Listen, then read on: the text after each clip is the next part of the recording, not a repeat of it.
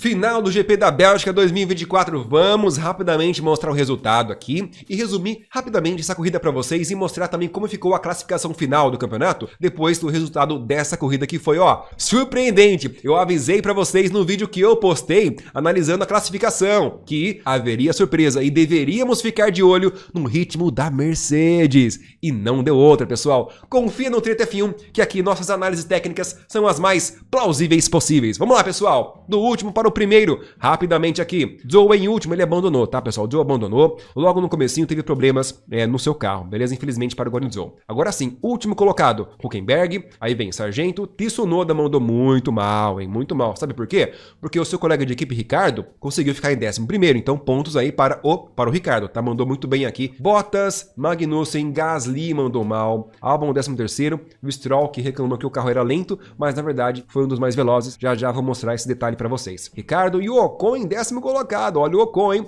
Ocon que fez bonito na qualificação, foi para o Q3, tinha o carro mais veloz e mais rápido no setor 1 e aqui conseguiu aproveitar essa vantagem e levou aí um pontinho para casa. Alonso mandou bem, ficou um pouco apagado na pista o Alonso, mas ele mandou muito bem, aqui ficou em 9º colocado. O Pérez foi mais uma vez a decepção. Mesmo o Pérez ficando em 8º colocado e feito a volta rápida, que na última volta ele colocou pneu macio e fez a volta rápida, mas foi uma decepção, tá? Todo mundo aqui começou com uma estratégia muito parecida, exceto o Sainz. Veja que o Sainz largou de pneus duros. Então, todo mundo fez a primeira parada antes da volta 20, bem antes, e o Sainz continua na pista. Mas o Sainz, ele se alongou demais na sua estratégia, se alongou demais. E aí ele parou, colocou pneu médio, depois voltou com pneus duros e já tinha perdido muito tempo. Então a Ferrari tentou fazer uma estratégia diferente para o Sainz e deu um pouco errado. Saiu fora do padrão, deu um pouco errado, tudo bem? Agora, o restante das equipes, Norris, Verstappen, Leclerc, Piastri, Hamilton, fizeram aquela mesma estratégia. Largaram com pneus médios, depois colocaram pneus duros. Só que o Russell, quando colocou pneu duro, não parou mais. A Mercedes, quando faltavam umas 20 voltas para o final, a Mercedes perguntou para ele: Russell, tem certeza que você quer seguir até o final com esse pneu? Ele falou: sim, deixa comigo.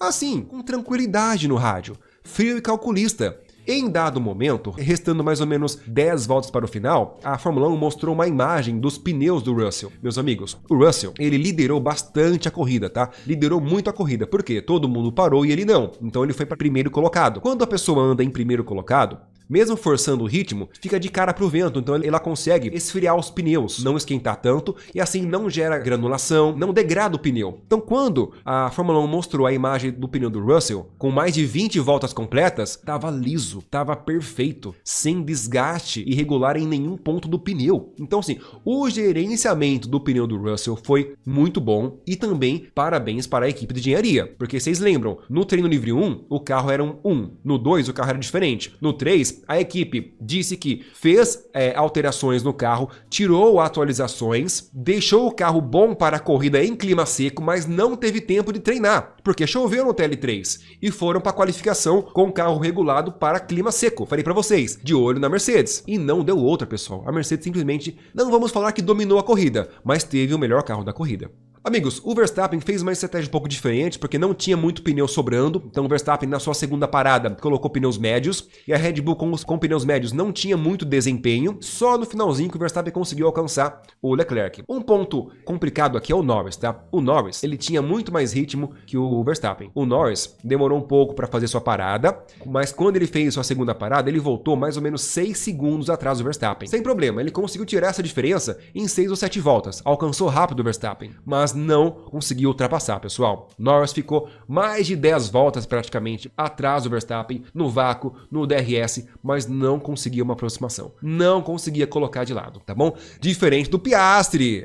Piastri que ultrapassou o Leclerc numa linda ultrapassagem, tentou uma primeira vez, colocou de lado por fora, não conseguiu, tirou o pé, recuou. Na volta seguinte, colocou por fora, meteu o pé e conseguiu se sobressair sobre o Leclerc. Piastri fez uma linda manobra de ultrapassagem no Leclerc, que tinha um carro também muito veloz. Tá? Então assim, nessa corrida, o Piastri deu show para cima do Norris. Mostrou que chegou lá e fez a ultrapassagem. Agora, vamos falar da Mercedes. A Mercedes começou como Hamilton largou em segundo, O Leclerc, como eu já havia comentado com vocês, o Leclerc teve sorte na qualificação. Ele mesmo falou, pessoal. Ele falou que teve sorte, conseguiu pegar uma pista um pouco melhorzinha e o resultado da qualificação para ele foi surpreendente, superou a expectativa e que na corrida ia tentar ficar na frente. Palavras do Leclerc, beleza? Tentou, mas não conseguiu, tá? Logo nas primeiras voltas, o Hamilton passou o Leclerc assim que abriu o DRS e sumiu na frente. Na volta seguinte já tirou o DRS do Leclerc e assim seguiu. Então o Hamilton liderou bastante a corrida no começo, de cara para o vento, poupando o pneu. E assim foi, até que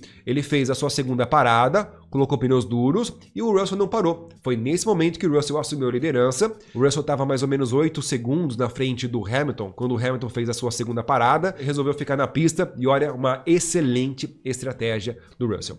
Russell foi estrategista, pessoal. Parabéns para ele. O Hamilton alcançou o Russell, restando mais ou menos 4, 5 voltas para o final. Alcançou, mas o Hamilton não conseguiu ultrapassar. Mesmo no vácuo e com o DRS, Hamilton não conseguiu, até na principal reta, chegar próximo do Russell. Não conseguiu chegar próximo a ponto de colocar de lado. O carro do Russell tinha um pouquinho menos de downforce, tanto que nas velocidades o Russell era um pouco mais veloz que o Hamilton. E olha, esse acerto de pouco menos downforce para o Russell fez a diferença. Ele conseguiu se defender muito bem do ataque do Hamilton. Enquanto isso, o Piastri também se aproximava. Ao mesmo passo que o Hamilton se aproximava do Russell, Piastri também se aproximava dos dois. E a corrida terminou assim. Hamilton a meio segundo atrás do Russell e Piastri a pouco mais de 1 segundo atrás do Russell. E meio segundo atrás do Hamilton. Olha, a chegada foi incrível mesmo. E também teve esse trio aqui, né? Leclerc, Verstappen e Norris. Norris ficou 10, 15 voltas atrás do Verstappen, não conseguiu fazer nada. E o Verstappen também, quando se aproximou do Leclerc, o Verstappen também não conseguiu ultrapassar o Leclerc. A Red Bull tinha um pouco de dificuldade nas retas. Era um carro um pouco lento nas retas. E agora eu vou mostrar isso para vocês. Pessoal, é isso então, em velocidade. Lembra que eu falei pra vocês que o Stroll tinha reclamado que o carro dele era lento nas retas? Piada, né? Foi o carro mais veloz, 357 por hora. Agora vamos lá, o Norris tinha um carro muito veloz. Esse que é o problema. O Norris era o terceiro carro mais veloz da pista, 350, e mesmo assim não conseguiu se aproximar do Verstappen, até mesmo na grande reta com o DRS. Verstappen era muito esperto, fazia alguma estratégia ali, saía rápido das curvas, que não deixava o Norris se aproximar. Então é um dado para analisarmos. O Piastri também tinha um carro muito veloz, 348 por hora. E o Leclerc simplesmente foi um dos carros mais lentos da pista. Chegou a 326 por hora. Eu não sei se ele pegou muito vácuo, tem que analisar isso, tá? Isso aqui depende muito de vácuo e DRS, mas eu acho que o Leclerc não pegou muito vácuo. Mas mesmo assim, quando o Piastri ultrapassou o Piastri ultrapassou e já abriu mais de 1 segundo. Então não deu tempo nem do Leclerc esboçar uma reação. Então realmente o Piastri estava muito mais rápido que o Leclerc no momento da ultrapassagem. E o Verstappen, que pegou muito vácuo, tá? O Verstappen pegou muito vácuo mesmo, DRS, ele foi apenas o 13º carro mais veloz, alcançando 344 km por hora.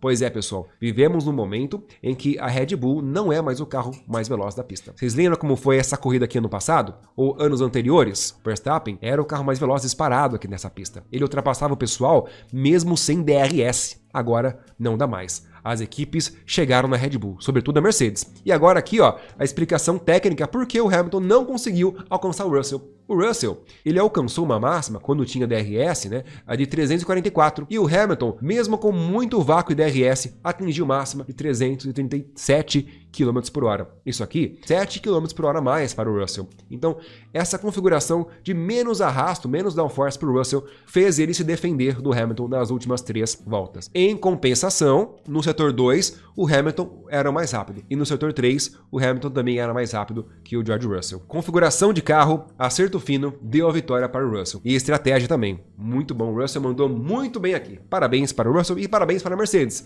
Que eu repito, devo falar para vocês que a Mercedes se reencontrou nessa temporada. A Mercedes é a única equipe, pessoal, que não copiou e nem se inspirou no conceito da Red Bull. Ferrari se inspirou ou copiou, a McLaren se inspirou, a Haas se inspirou, a Kick Sauber se inspirou, enquanto a Mercedes segue seguindo a estratégia, o design dela. É o mais diferente de todos entre as principais equipes. Então, méritos da Mercedes, hein?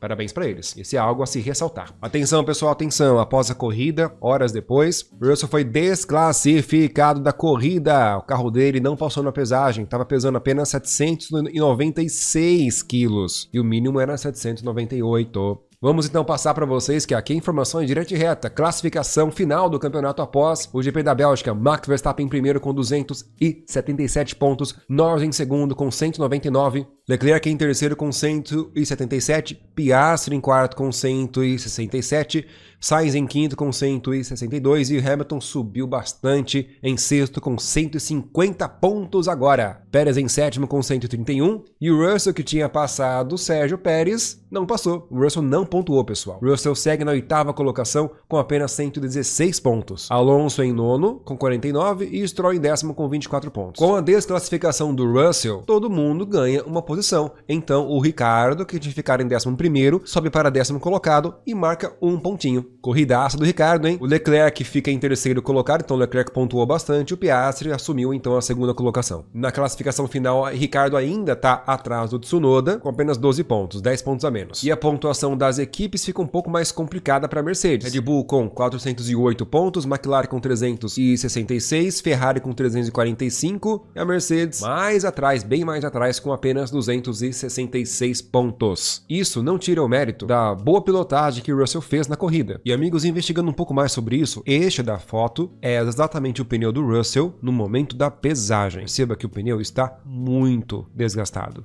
Eu sei que para leigos não parece estar desgastado, porque é um pneu slick e aqui ele está slick, certo? Mas veja que a borda interna, isso aqui é só de um pneu, tá? São 4. A borda interna está muito desgastada. E um pneu de corrida nada mais é do que borracha. E a borracha vai se desprendendo e se desgastando do pneu, conforme vai passando a corrida. E isso vai deixando um pneu mais leve. E o Russell foi o piloto que mais rodou com o seu pneu. Ele extrapolou o limite estipulado até pela Pirelli de rodagem com pneu duro. O Russell fez apenas uma parada.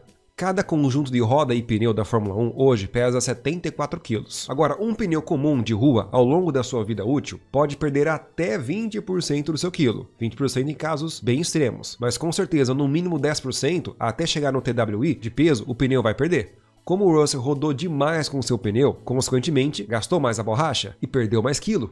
Tudo isso é mérito da equipe, do design do carro, da eficiência do carro e também do piloto, que soube administrar muito bem o pneu. Mas pelo fato de ele ter um carro tão eficiente na gestão de pneus, ele foi penalizado. Claro que eu não tô cravando aqui para vocês que esse foi o motivo do carro dele ficar 1,5 kg mais leve em relação ao limite. Esse não é exatamente o motivo, mas é possivelmente a causa. Meus amigos, a Fórmula 1 pode ser dura ou até chata às vezes, com as regras que só atrapalham a competição e tiram todo o brilho do evento.